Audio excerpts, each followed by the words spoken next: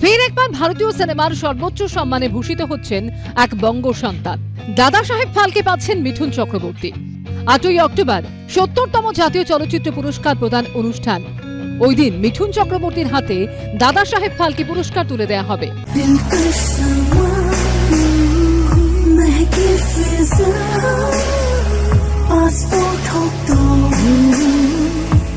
Monet Passport, French artistry in perfumes.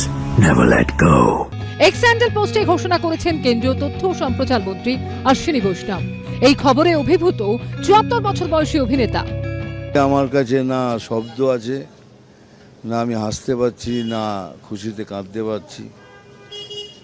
একটা কলকাতার অন্ধ গলি থেকে উঠে আসা ছেলে, বোম্বেতে ফুটপাতে থেকে লড়ে আজ এখানে এসেছি।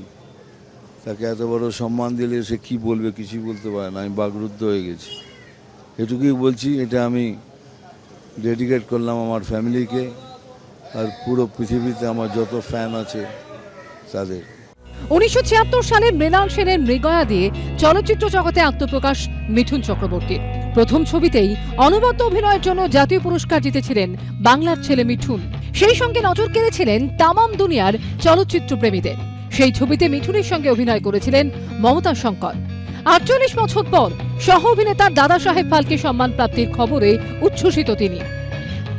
এত ভালো লাগছে যে মানে কিছু বলার নেই। এত বড় একটা অ্যাচিভমেন্ট এবং ও ডিজার্ভ করে সেটা। এত বড় একটা প্রেস্টিজিয়াস অ্যাওয়ার্ড পাওয়া, এটা আমার এত খুশি লাগছে, ওর জন্য ভীষণ খুশি লাগছে। অমিতাভ বচ্চন, ধর্মেন্দ্র, জিতেন্দ্র, ঋষি কাপুরের মতো দুধে অভিনেতাদের সঙ্গে টেক্কা দিয়ে একটা সময় মুম্বাই শাসন করেছেন মিঠুন চক্রবর্তী। দিয়েছেন একের পর এক সুপারহিট ব্লকবাস্টার, যার শুরুটা হয়েছিল 1982 সালে ডিস্কো ড্যান্সার দিয়ে। তারপর আর পিছন ফিরে তাকাতে হয়নি। আমার সত্যি খুব আনন্দ হচ্ছে।